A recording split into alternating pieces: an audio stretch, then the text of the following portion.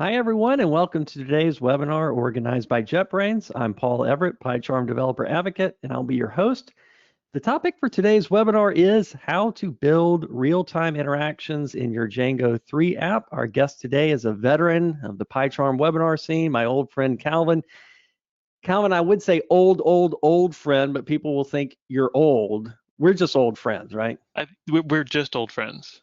Yes, and I will say I'm not going to say this is the most clickbaity webinar title you could have come up with, but this is a pretty hot topic. I mean, it's got a number and it's got the word how to in it. Yes, indeed. You'll never believe what happens next. Um, Calvin is co-founder and CTO of 6 Feet Up, a web app company with a long history of doing big projects for big customers. You also do medium projects for medium customers. I shouldn't just say that, right? Correct. No, All right. we've done a lot over the years. It's kind of crazy to think back. We've been in business since 1999, so it's our 21st year in business, which is crazy when I say that out loud. That goes back to the old part, right? That puts you got to be in like the 99th percentile.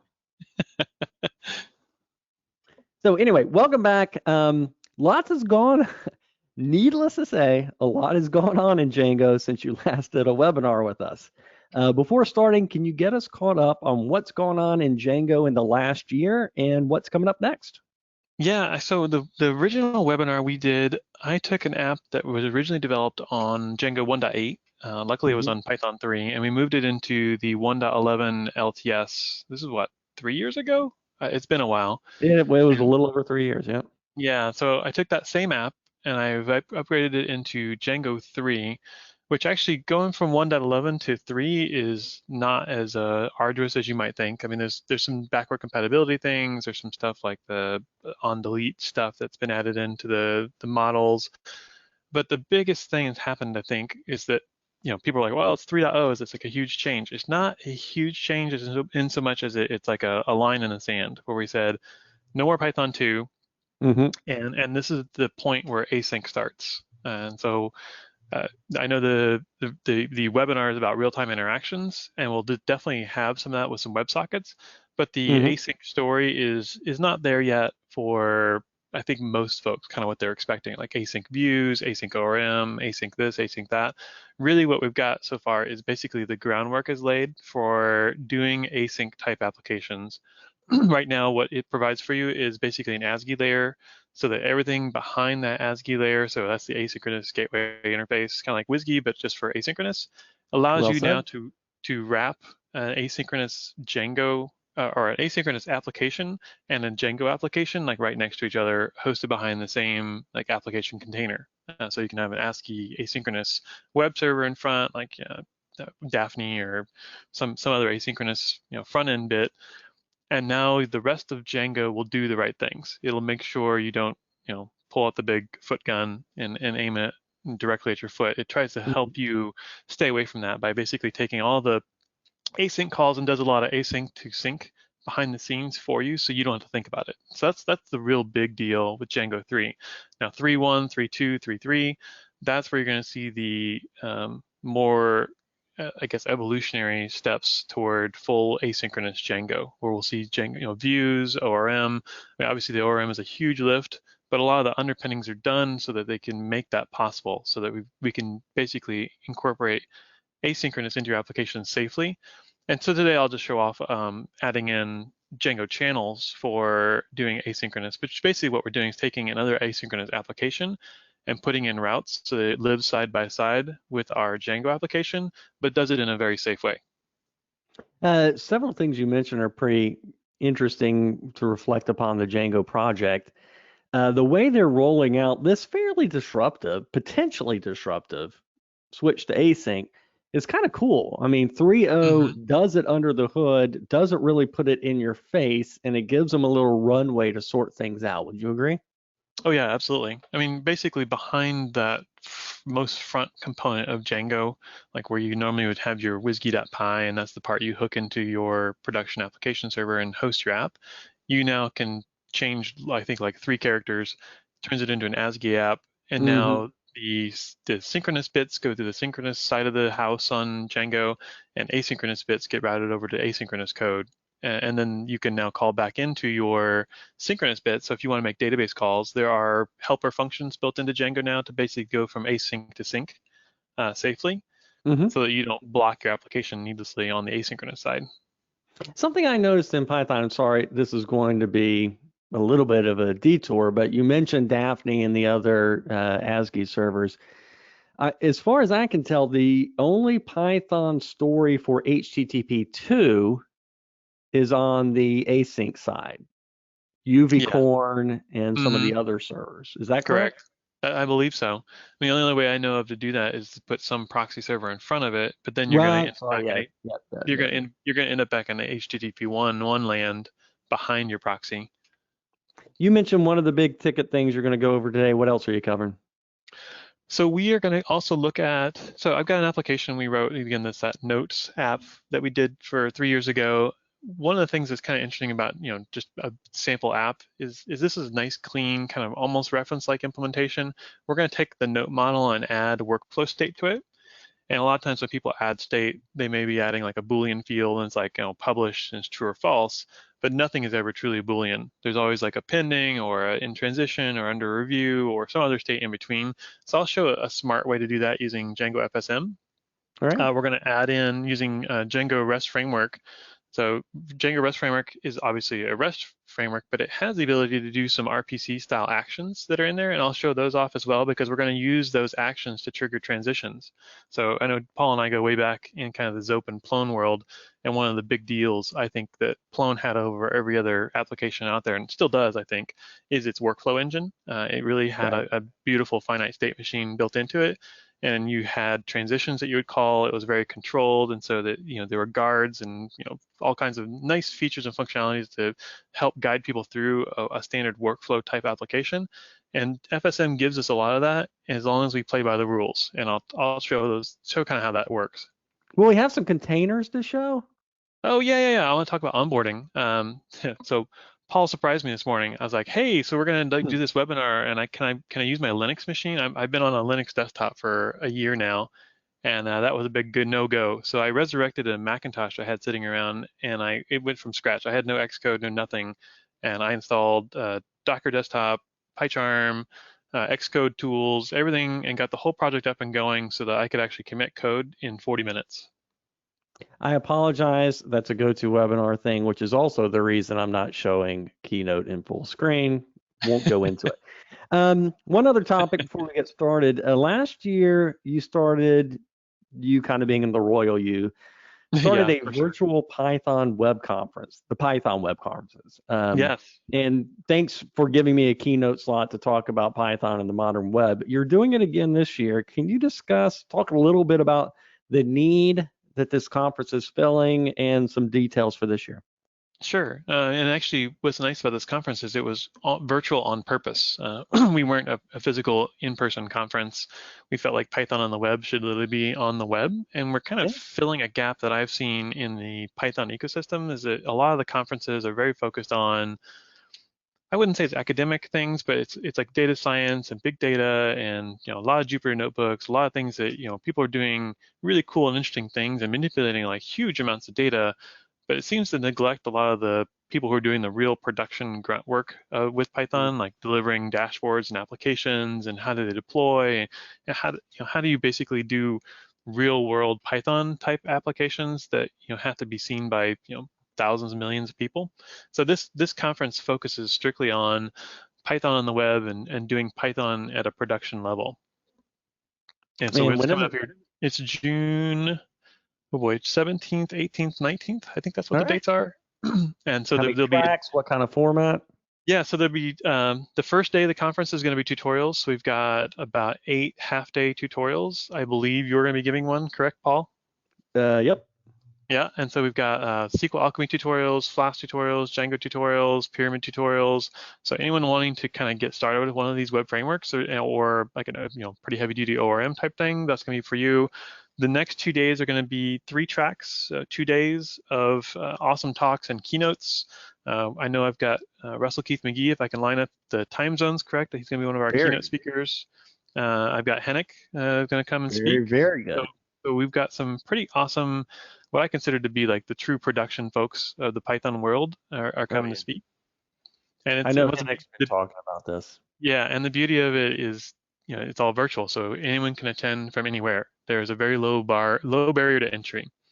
And if you sign up Before going early, on, we had a question asking the sample application you're going to show. Is there going to be a URL for it? there is. Yeah, it's on GitHub underneath the 6 Feet Up organization. I'll put the link up when we flip over. Very good. All right, let's get moving. Cool. So folks asked about, if you want to ask about the Python WebConf, if you go to pythonwebconf.com, that is the URL for the site. So you can also see the awesome logo for our conference because we're serious about this.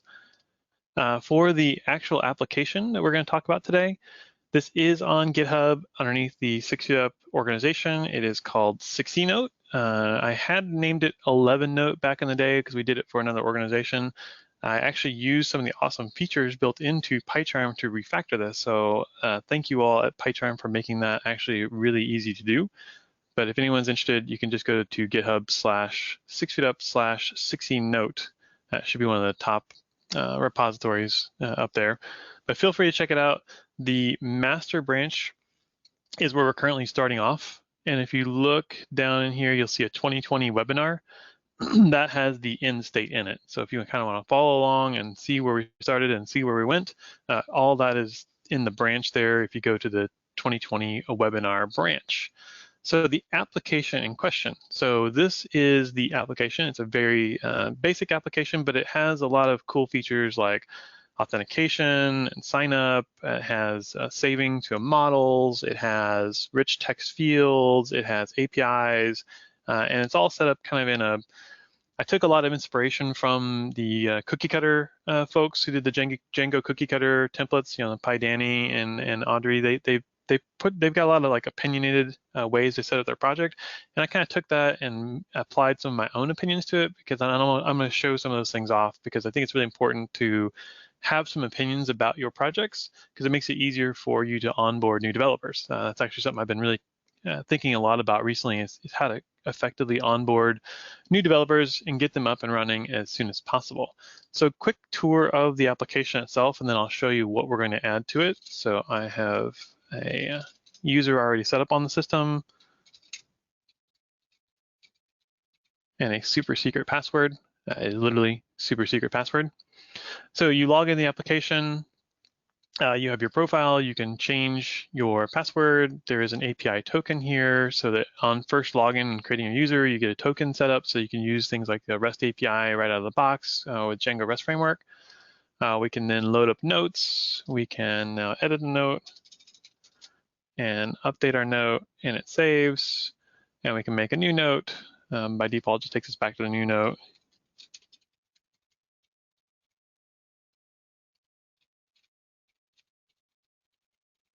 I heart PyCharm. And we can load up the new notes and even delete them. So got all the kind of basic functionality of a most basic notes application all built into it. Now you'll notice that the application itself, there's nothing like asynchronous to it yet. It's not a single page web app. It's not really using React yet. But that's something we're going to add to this. One of the things I want to add is the ability to, if I've got a note, have a publication workflow that will allow me to publish the note or retract the note, taking it back and forth between two states, a draft state or a published state. And I want to be able to keep that in sync between multiple windows. And so that's where we'll get into some of the asynchronous and using WebSockets is if I happen to have this open up in two windows. So if I open up another one and paste it, I would want these two windows to basically show the same thing at the same time. Even if I had changed something in one window, I would want it to reflect in the other window so that, no matter where my application was open, if it was on my tablet or my phone and my computer, and I click publish, the UI would reflect that and you wouldn't get a conflict with someone saying publish here and then publish on the phone, and then the thing wouldn't allow it because the transition already happened. So we'll get to that. First things first though, we do need to add in the workflow states to a note. And I mentioned earlier that a lot of times people in Django land may add to their model a simple field for like published for example, as like a Boolean, whether it's like true or false. But I want it to be a little smarter of an application. I actually want our application to have a full-blown, real finite state machine built into it. So quick overview before we kind of add that stuff in there. I've already gone through and added in, knowing what we're going to do. I know we're going to want to add in Django FSM as a package, and I know we're going to want to add in channels with the Redis channel layer as a backend. So I've gone ahead and added them into my main requirements. So I've set up, and we're using pip tools to manage our requirements, which is nice because it gives us a lock file that has all the hashes and all the pins, so that this whole project is repeatable for anybody else who would want to pull down the project, build the container.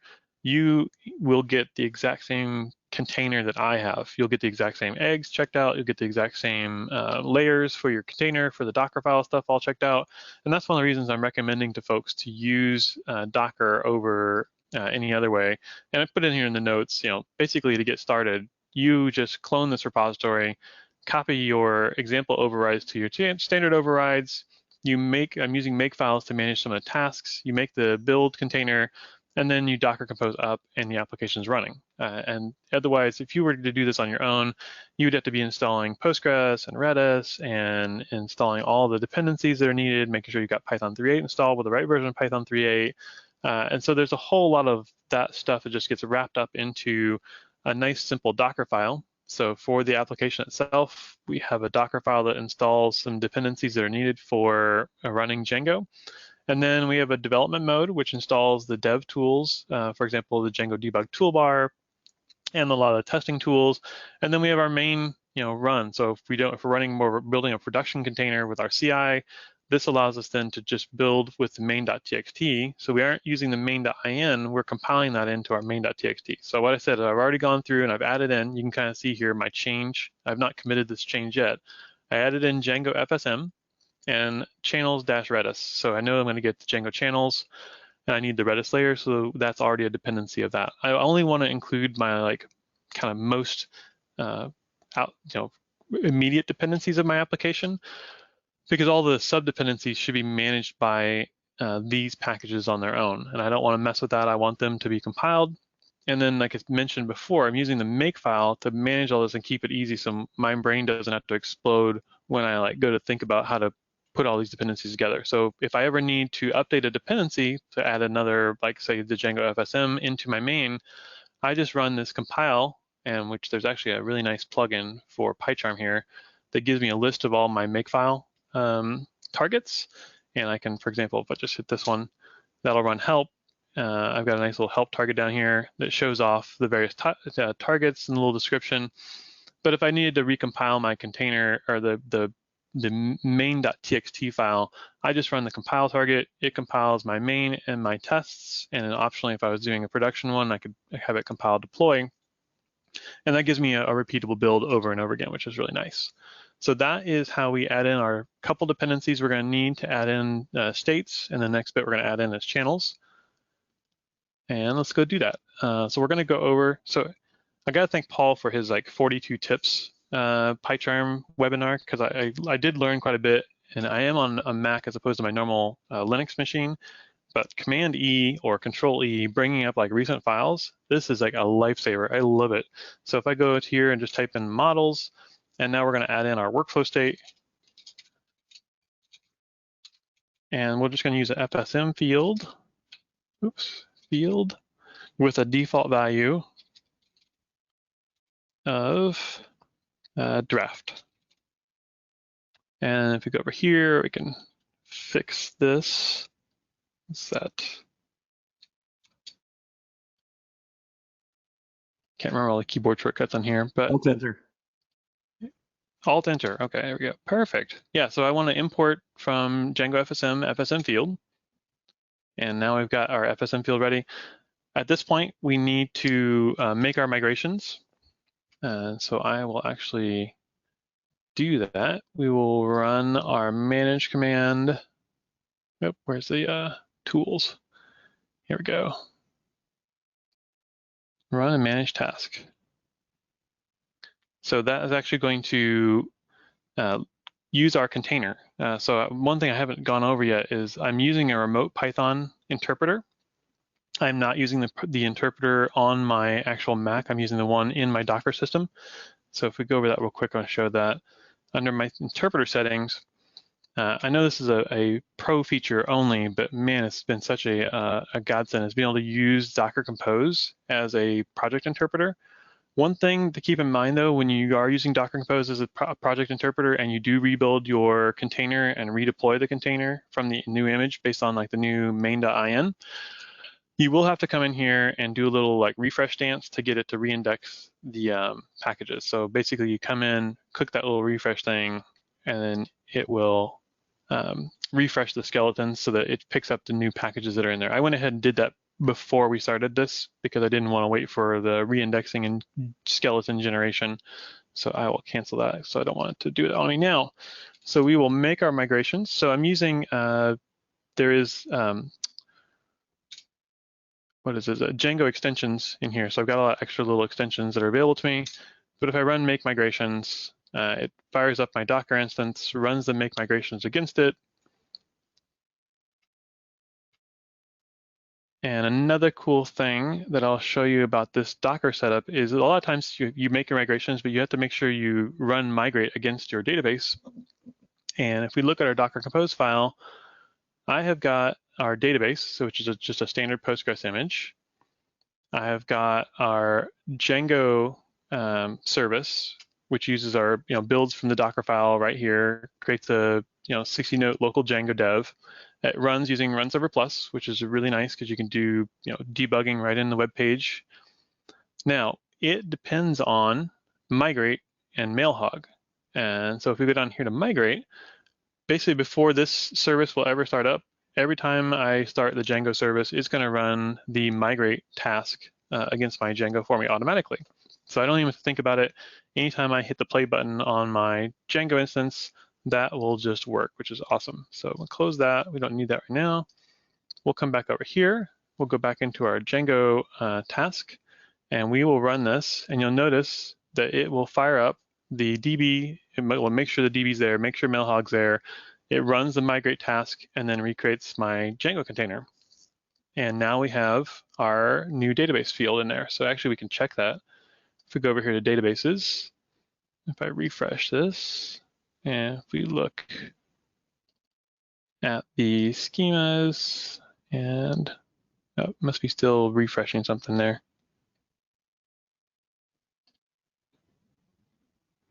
Oh, it is. It is introspecting the schema completely. Because we don't want it incomplete. We want it completely. So if we look at this, we now have our workflow state set to draft. So all worked as expected, and we all did it through the nice fancy UIs provided here inside of PyCharm, which I love. It's really nice. The database tool is freaking magic, isn't it? Oh yeah, that's magic, and I also love the HTTP client. So I will show that off here in a moment as well, because that has been just like a lifesaver for getting these kind of projects done.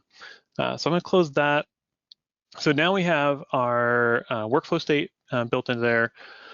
With Django FSM, it's really important to remember that if you go down the FSM route, you need to basically say, we're going to go all the way on the FSM. FSM sets a field like you saw in the database there for the workflow state. And you could change it directly, but you don't want to. You want to actually use methods on your note class here to do things like publish or retract. And I'll show that. So we'll actually go ahead and add those in here. So we're going to create a publish.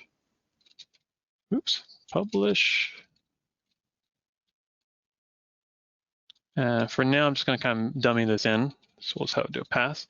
And what we need is to use the transition decorator from FSM. So we'll get transition decorator, the field that will be the field for our FSM field. So workflow state, and we want the source transition state to be draft in this case. And then the target, so what target state it will go into. And this is what it'll get set to in the database if this transition runs. And so published. If we go back here, do a little Alt-Enter magic, we will import transition from FSM. Perfect. And I will just do the same thing for retract. So from published to draft. Now with nothing else, if we just call those methods, it will end up in the target state. So if it's in draft and we call publish, it'll go to published. If it's in published, vice versa, it'll go to draft.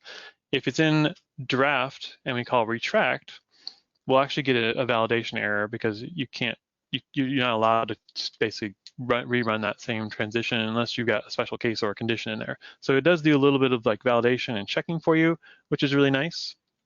And so that is all we need now for this. Let's move over to the API bit. So we actually want to be able to call this from an API so that when we click the button inside the web UI, we're not refreshing the whole page. We're just going to call an asynchronous method on the backside and then have that keep in sync on the other side. So I've built a little Scratch HTTP client over here. This is pretty handy. You can basically from the file menu create a new Scratch file, and you can select HTTP as your Scratch file, and you get basically a blank file that's got some little helper buttons up here for adding requests, converting from an existing curl. I know a lot of my developers will have terminal windows open with paste buffers full of curls that they're trying against the thing. You can actually just convert those right into here, and then you get the little play buttons, which is pretty awesome for running these. So if we actually go ahead and we're going to log into our application, and then from there on out, we'll use token authorization to actually keep us logged in. So if I go ahead and run that, you'll get the output here. Oh, I need to turn on Django. How about that? Let's set that up first. Let me quit this, and then we'll run it again.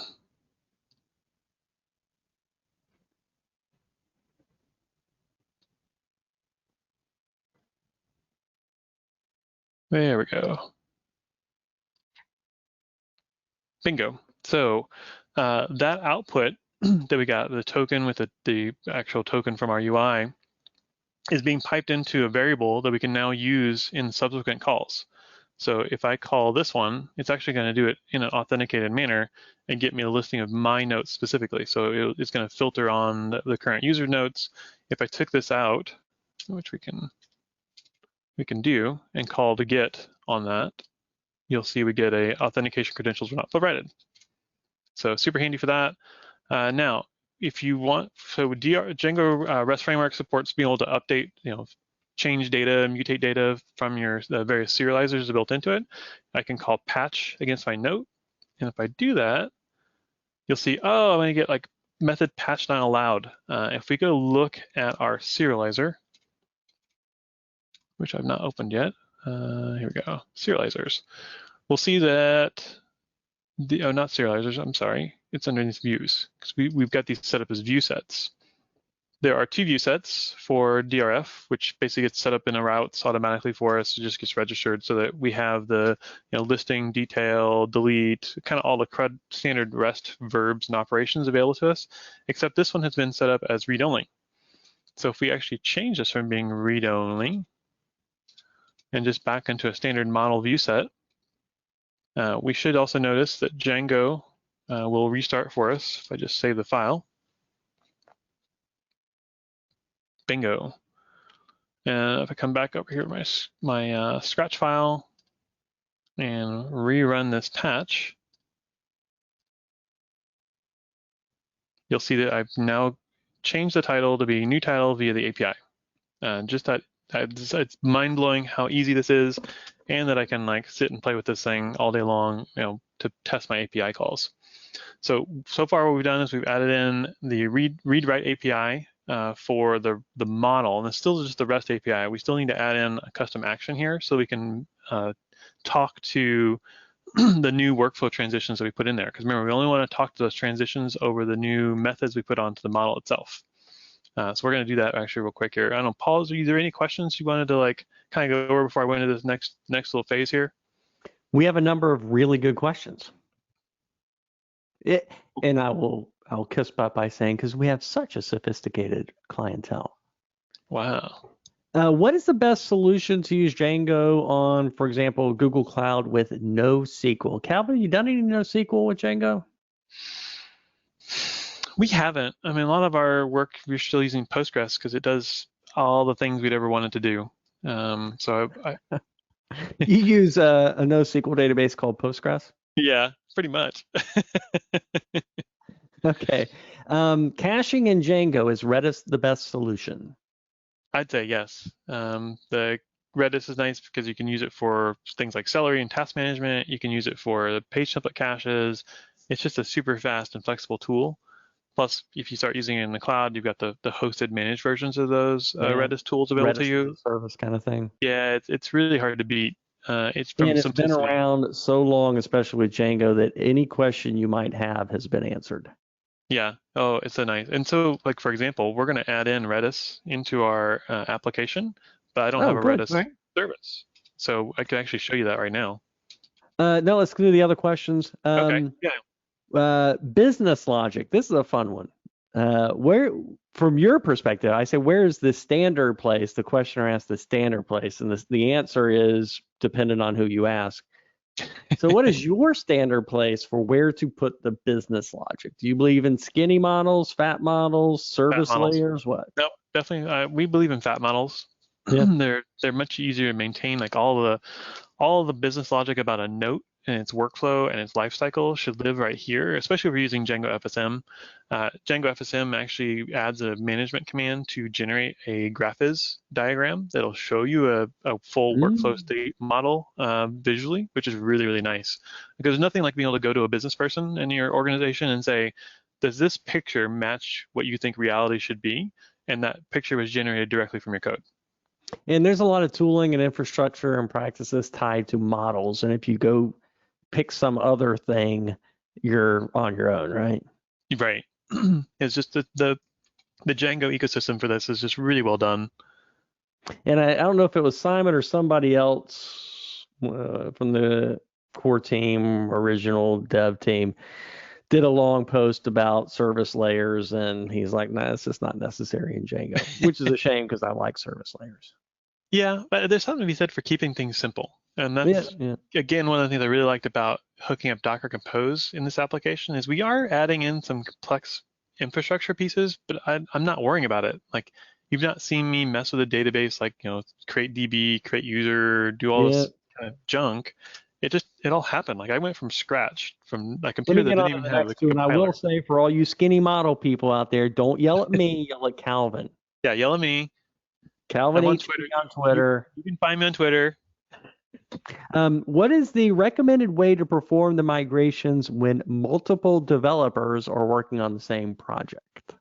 That's a time-old problem. I think there's a lot to be said for coordination and squashing. I think if you had a lot of little changes like that, a lot of little make migrations, I think it's important as a developer that just like you kind of want to keep your commit history somewhat clean. There's some people who are really want to keep their commit history clean and kind of extreme about it. I think using the squash feature of the migrations is nice because then you get to choose the name and kind of you put multiple things into one number as opposed to like having 10 migrations going into one commit.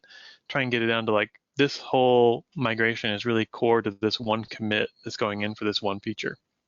As a paid political announcement, PyCharm 2020.1 has a cool new interactive rebasing dialog, which takes the arcane command line and puts actually a friendly way to reorganize a series of commits.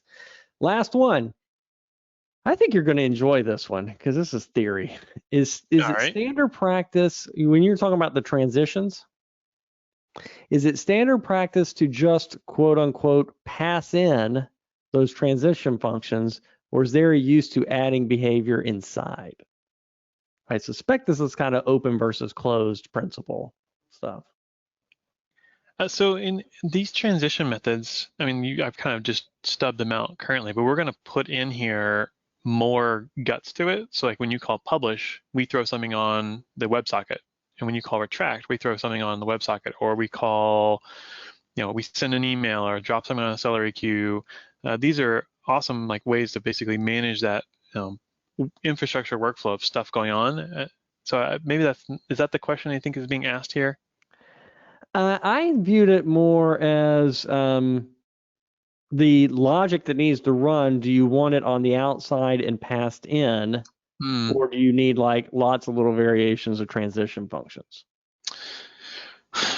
I like the decorator pattern here and having the stuff on the outside for those specific things. There's actually some conditionals and some other features of that decorator specifically that allow you to provide in kind of the DC workflow era, like guards to a transition. So you can actually specify that like a certain person had to have a certain role or a certain permission inside the site to even be able to touch this transition.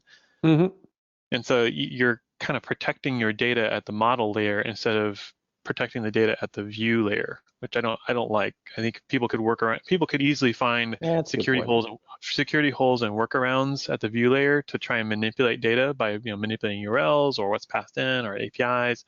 Whereas if I control it at the model layer down to the field level, and even at the transition level, who can call what, you've got a big security benefit there.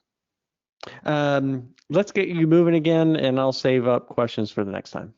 Okay, that sounds great. One more thing we need to do is that because we are using Django forms to generate the actual edit form right here, I think if we were to refresh this right now, you would see, a field would show up called draft, which we don't want because we don't want that to be editable directly. We only want that to be accessible via the API calls. So we're going to go over into forms and add that to our ignored, excluded fields. So I'll add that right here.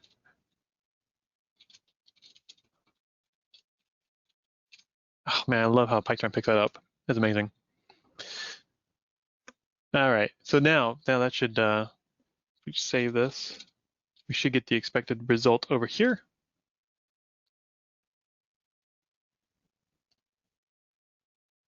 Bingo. So we're back to kind of where we're at. Notes updatable, but we have a new field for tracking that workflow state.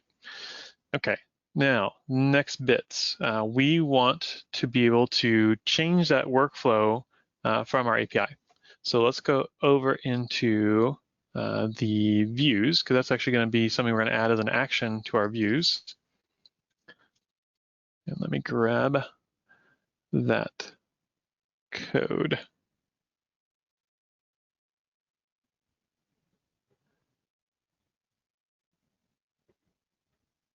There it is.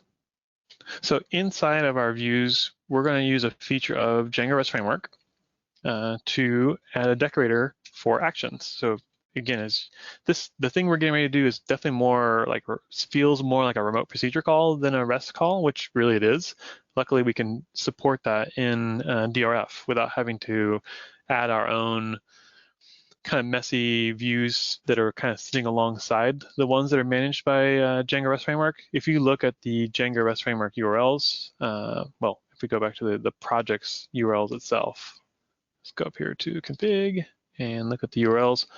We're letting the DRF router basically set this all up for us. So we say that there's a notes route, and that's the note view set, and there's a users route, which is the users view set. Then all the rest of that magic basically happens down here by doing this /API, and everything underneath the API is managed by DRF. And I want to keep it that way just for simplicity's sake, because it's less for folks to kind of keep into their head. And we can do that very easily. So if we actually define a publish state over here, and we're going to take in the request and a primary key. And what we're going to do now is we're going to grab the note. So get object or 404. And we want to make sure we use this method to access our note, so it's a nice shortcut.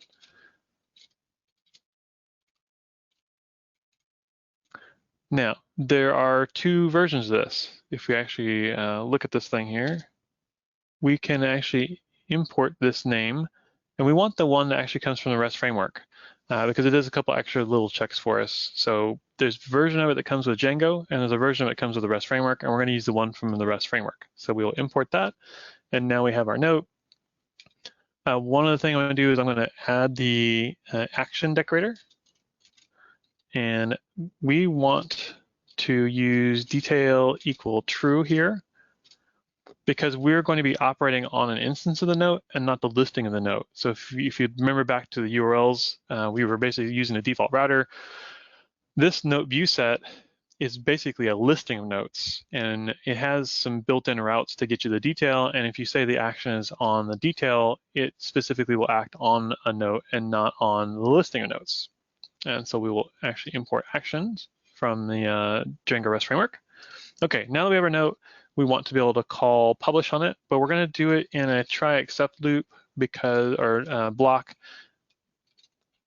because we want to be able to catch exceptions like validations. So for example, if we weren't allowed to change the workflow state of a note, we want to manage or catch that as an exception. So we'll do except for transition not allowed. And I will make sure I import that as well from FSM. That's an FSM exception built in. And we will raise a DRF exception so that basically our API will return the right things. Validation error. And we want a nice helpful message back to our API, E. And I'll show that off when we demo this.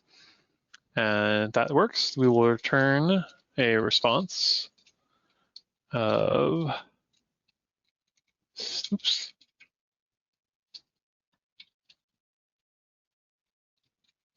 status published.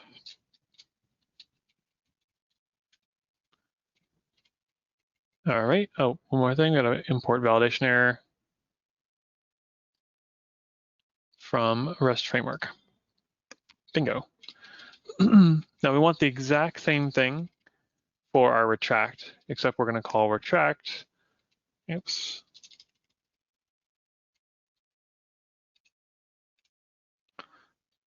Instead of publish.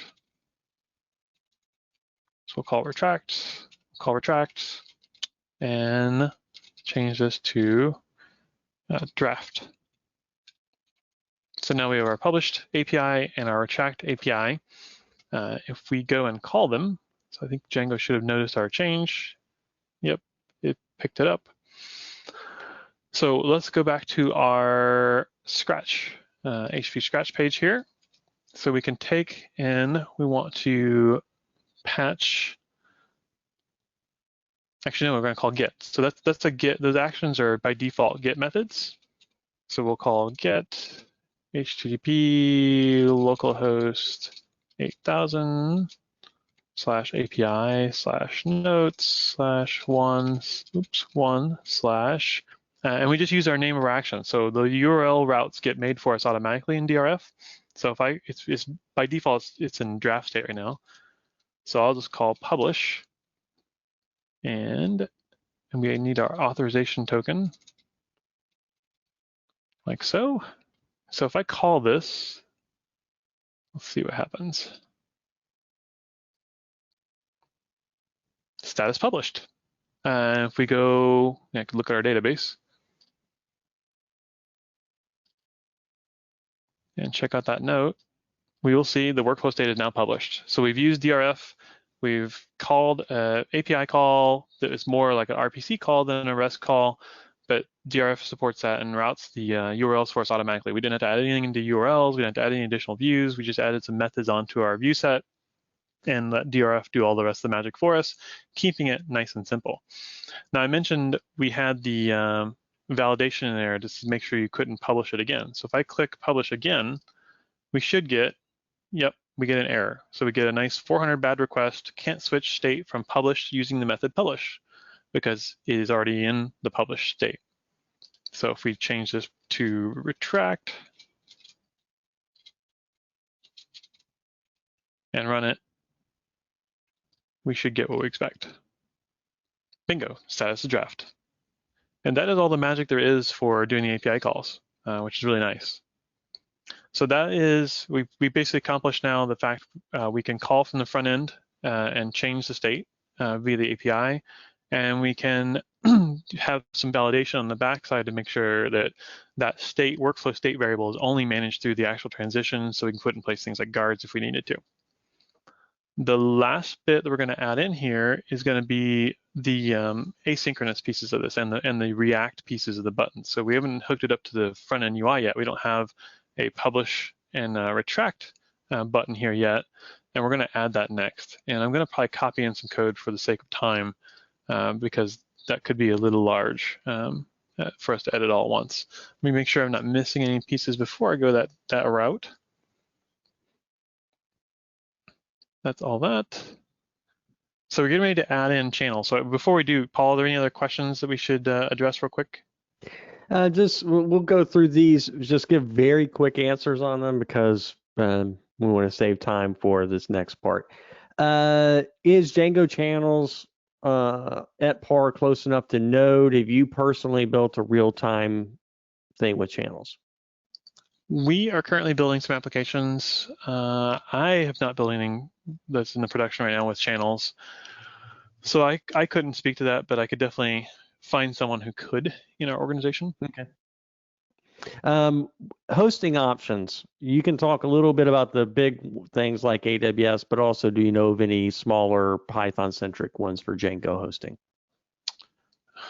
For a startup. I mean, there's Python anywhere. I think for a startup, I mean, obviously AWS has the light sale and smaller type plans. I think any place that's giving you kind of a managed Docker environment where you don't have to deal with it is probably good. I don't think no one wants to wear a pager. No one wants to wear a pager. No one wants to wear a pager, and no one wants to deal with the complexity of like a Kubernetes and setting up that cluster on your own. So I'd recommend to folks, either starting up like Amazon ECS or some kind of Fargate like serverless type thing where you may spend a little more per hour on the running container, but you're not spending it on the management overhead and headache of really dealing with it. Do pagers still exist? I don't know. It's going to be like the floppy disk icon in the toolbar. Last one. Are you going to push the finished version to GitHub, or is it already there? The finished version is already there. There is a branch in there called 2020 Webinar, which has all the bits in it. So actually, I forgot one last piece. Is we do want to make sure in our note serializer we put in here the additional fields. So when we ask for a note over the API, we can get the workflow state back as well. And since we don't want the API to modify workflow state on us, we want to make sure we add in the read-only fields of workflow state.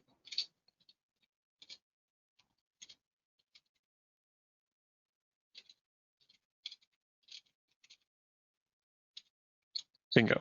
So that's protecting our workflow state from being modified directly.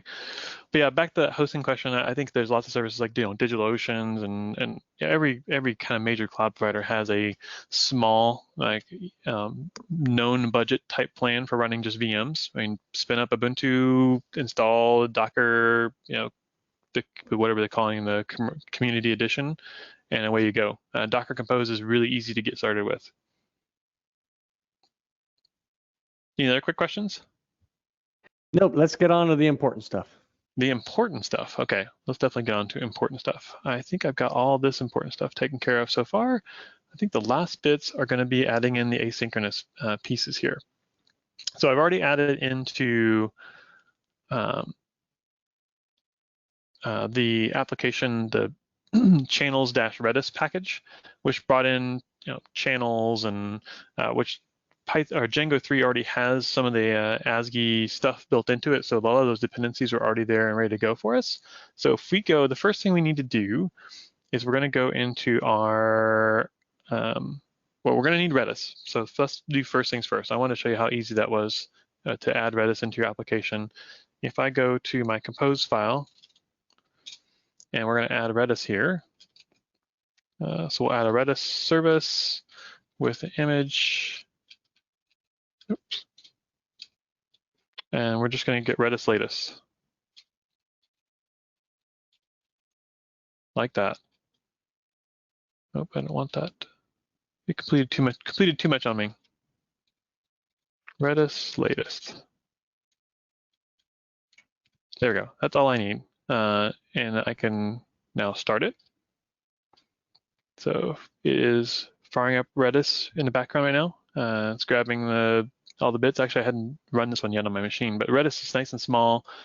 We now have a running Redis. It's ready for us to connect to from our Django application. Let me get rid of this window. Let me get rid of it. We're done with Docker Compose. We're done looking at the database. What we do need to do next, though, is add into our settings the application itself. So if we go into our common up here and to our Django apps, we're going to add our channels app here. And then down at the bottom, we're going to add in the channel layers configuration. So we'll do channel layers, and we'll have a default layer that'll talk to our Redis, and we'll add in backend of channels Redis, because that's the one we're going to use, .core .redis channel layer. And we'll add the config for it to point to our container we just instantiated. So the config here is going to be the hosts,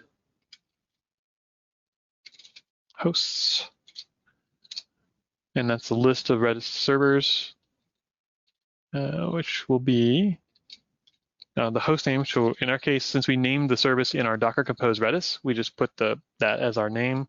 The internal Docker networking does all the magic there, and then the Redis port. So 6379.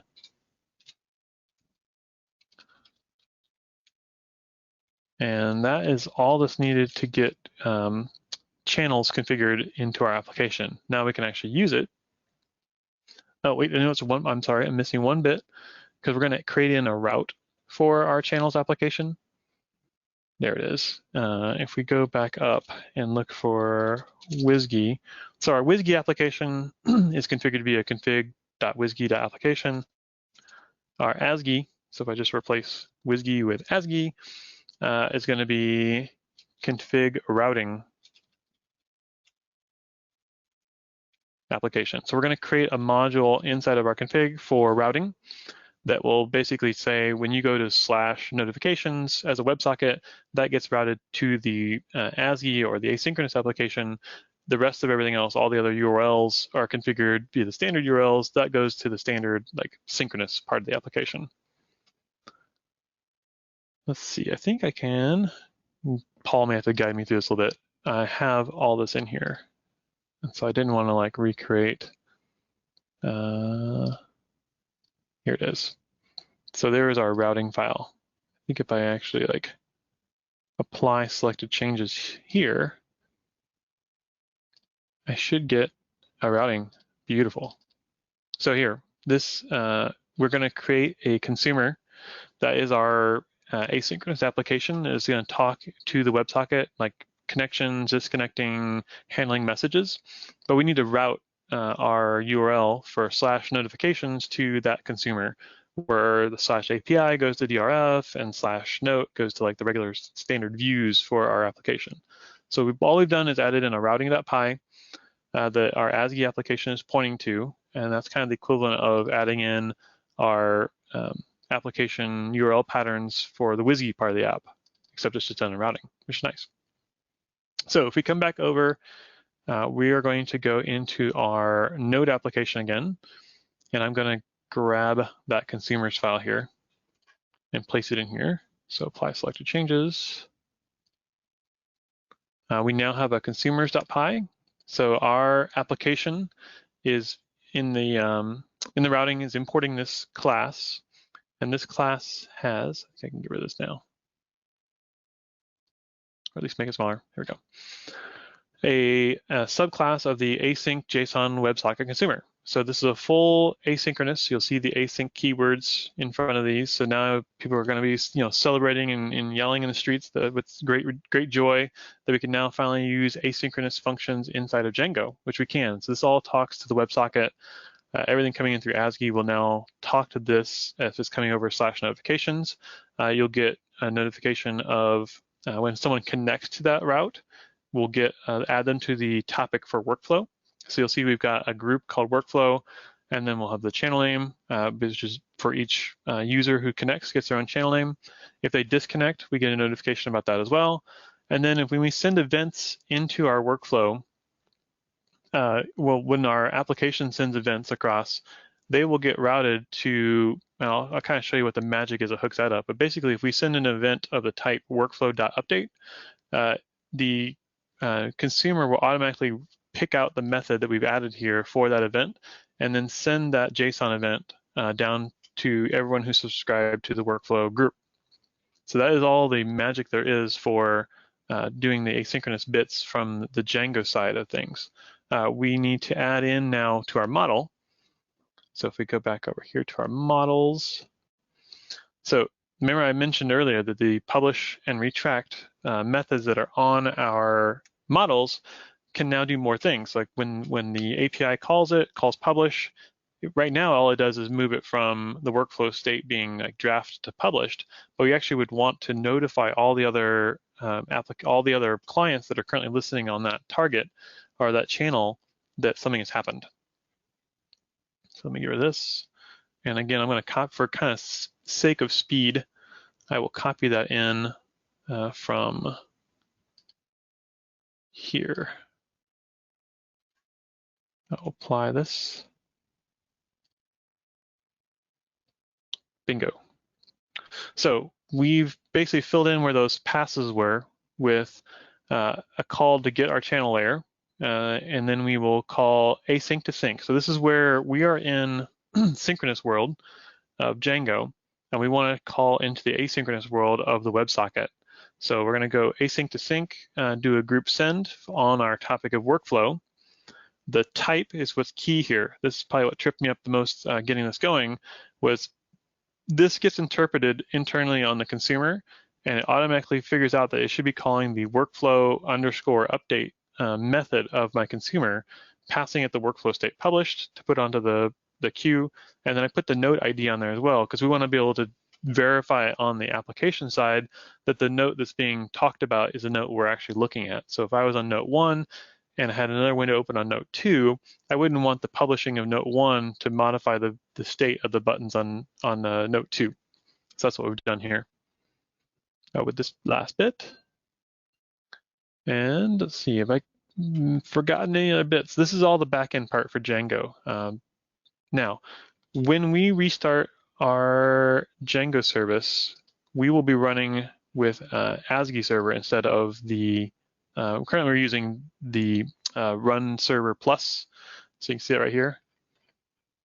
And if I stop this and restart it, since we've now configured our channels application and added in our routing, the run server command is going to be taken over by the ASGI pieces of Django. And we should see, you know what, I'm going to probably switch this run to use a regular run server instead of run server plus. So let's go into our run configuration and change this real quick. And we won't use the custom run command. Let's stop it and start it again, because we actually wanted to pick up our channels app and have channels take over and do the asynchronous routing for us, because currently it's only going to do the synchronous routing bit right now.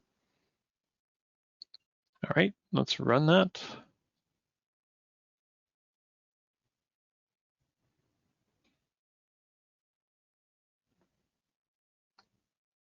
There we go, there's the magic. So you'll now see Django version 3.05, starting the ASGI/channels version 2.4.0. So now our application is actually running a full-blown ASGI app. So actually, if we go, show you a quick little thing. Brew install what is it called? WebSocket. My little tip of the day. There's a WebSocket version of Netcat built into Homebrew. And you can basically use it to connect and debug these kinds of things. Really handy for kind of watching what's coming across the WebSocket wire. Oh, hopefully it goes fast. There we go. Pouring WebSocket. So if we do WebSocket ws://localhost:8000. So it's the same port that we're running Django on. And we use our new route notifications. You'll see that we've actually connected in, and see behind the screen right here, WebSocket handshaking connection notifications. We are connected to that WebSocket bus and now listening for any notifications that would come over. So for example, if we called, let's go back over here to our client. If we call retract, I'll probably have to call publish because I think we did the retract one. We'll call publish. That should now throw something onto the WebSocket for us. So that was published. And look over here. Our WebSocket actually picked up workflow update type, workflow state published, node ID 1. Now the magic is all on the front end. Add a React app, add in WebSocket connectivity, and we can now basically call our API calls and listen for WebSocket connections for any other tabs or applications we may have open. So I will show that off right now. So that's all that's left to get going. If we look at our HTML, and here we go. There is a form. What I'm going to add in here is right below these, create note, update note buttons. I'm going to go ahead and drop in the React code for this. Again, for the sake of time, I'll do it this way. Apply selected changes. Okay. What I've done is I've gone in and because I didn't want to deal with like compiling a React application and refactoring the whole app into a giant React app. We're going to use Babel standalone to do the transpiling directly in the browser. So the browser is going to do our transpiling for us. We're going to use a React development right now just so we can basically push in a proof of concept here. And we're going to create our React components right inside this page. If we go down here, here is our root for our workflow widget right below the delete note button.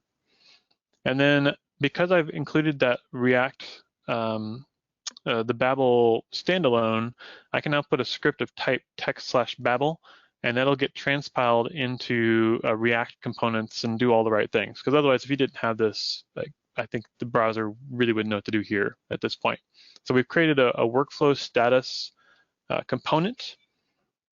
It's got a state that we're going to manage, which is called workflow state, and that has whatever the initial state of the note. So basically we're mixing Django templates and React components all simultaneously, which is nice because we can get the initial state. So when we load the page up, the widget is in the correct state. We have our WebSockets connection. So there's our localhost, 8000 currently for notifications. We listen for it opening, we listen for it getting new messages, and then we listen for it disconnecting and can do whatever we want to do on those things. But what's kind of key here is the button needs to be able to, I'll go down here kind of where the buttons are, manage being enabled or disabled, whether the workflow state's in a draft or published, and keep track of that state behind the scenes so that we can pick that all up. So all we do now is basically create an instance of it and mount it up to our mount point. So if I go refresh the page, if all the demo gods are kind to us, we now have a retract and publish button. I'm going to open up behind the scenes here, the run window for Django, so we can now see it do the magic. So you can see we did a retract, we do a publish, and so you can see it's doing all the API calls behind the scenes, and we're not refreshing the page. And then the button doesn't let me hit it multiple times because I basically set the widget up in React to not have the button be active if it's in the other state. Now, the real magic is if we come over here,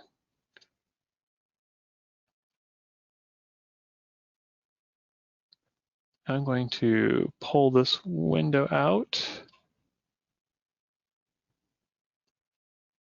make it smaller so you can see the buttons. When I saw this work, I was so elated, so happy that the WebSockets work as expected. So I've got the same note 1, open up in both places. And if I click publish, you'll see the WebSocket has transitioned this one over here to retract. So now they are in lockstep with one another. The WebSockets are this whole React stuff is very blazingly fast. I really love working with React. It's been quite a joy. Now, if I add a new note, let's call this one second note, and click create. And now if I click on the second note and then I do the same dance, you'll see that the button's in a different state and it's not affecting the one on the other side. But the WebSockets are, firing and sending off. You can actually look at the over here. You can see every notification that came down the WebSocket is posted up there. And that's how we get some real-time, actual asynchronous reactivity to our applications in Django using Django 3. Paul, any questions? We have a couple of questions. We handled some of them, and then I sent you an email to introduce you to a couple of the others. Cool. Boy, when I look at that and look at the finished product, it's real evidence of kind of the polishing of the developer experience for Django, Django 3, DRF, WebSockets. It's you didn't run into anything confusing. That's what I loved about it. It all makes sense. Like it all speaks to the developer. It's something you can kind of keep in your head. Like I need to make transitions. Well, those transitions can now send messages, and I need to have this hook up to my URLs. But I don't need to deal with the URLs. I'll let DRF deal with the URLs. And as the Django console log thing kind of shows, you click on the button and it's a message. It's crazy. And not only is it a message, but it maps almost directly to one of your finite state machine transitions things. Mm-hmm. Yeah, I mean, well done. Well done. Simplicity was key here. I mean, the fact that we can just say set state. If you look up here on this on message, all it does literally is it grabs the state of the current message, checks to see if the node ID is the same node ID you're on, and just sets the state to that message. If we actually look, I don't have the component browser in there, but if I did, the React component would show that additional data that we're seeing over here, like type, workflow update, and node ID. Those are actually being pushed into that state as well, but I don't care. I really only care about watching for the workflow state one. One interesting thing that will be to keep an eye on from a developer experience perspective is I'm getting interested in stack type checking and failing faster. And those dictionaries, if typed dictionaries become a thing and PyCharm supports them really well and you can do them in Django and stuff like that, then instead of these opaque strings and hoping for the best, you get autocomplete and you get some feeling of knowing you're using a correct workflow state with the correct parameters for transitions and stuff. Yeah, that's probably the one downside to DRF is you kind of just get a big blob. Really, if you look at the views, if I go, you get request. So it's really that's unfortunate. I know that's why the creator of Django REST Framework has created another thing called API Star, which has the full typing and is amazing. I think Django 3 will now offer the ability for that to happen here. Is it okay if I switch back to my screen and please do. All right. Thanks, old friend. Thanks, Calvin, for taking the time to talk with us about PyCharm and Django 3. Thank you for putting up with that snafu in the beginning to have to switch to a Mac at the last minute. Maybe we'll make a bold leap into the 90s and let you do Linux next time you come back. For you, Paul, I'm sorry, go ahead. I said for you, Paul, I'll do anything. I shall test the limits of that promise. Oh, I know. If any of you have any other questions later, please don't hesitate to reach out to us by email or social media. If you would like more information on PyCharm, go to our website at jetbrains.com/PyCharm. We'd love your feedback on this webinar. Calvin put a lot of work into it. That note application used to be 11 note, now 60 note. is a really good sample. I've used it for some of my things too. So go check that out, file some issues on things that you find. But feel free to contact us on Twitter, or even better, we're doing a survey after the webinar when this is finished. Fill it in, we'll listen to you. And we'll pass on some feedback to Calvin, and we will also answer any extra questions. The recording will be made available on our YouTube channel soon. If you haven't already, please check out our PyCharm blog. On the blog, you can find up-to-date PyCharm news about releases and events, in addition to educational resources. So, for example, this recording will be announced first on the webinar in a couple of days, hopefully, once we get it processed. We'll also provide some additional links and information from Calvin's presentation on the blog. That's it for us today. Thank you very much for joining us. Thank you very much, Calvin, for giving us the presentation. You're very welcome. I really enjoyed it. Some of the best questions we've had in a while. Calvin, you want the last word? I love it. Thank you so much for having me be involved. I really enjoy diving in a little deeper on PyCharm, and I love being able to do cool stuff and showing it to everyone else. All right. Thank you, everybody, and have a good day.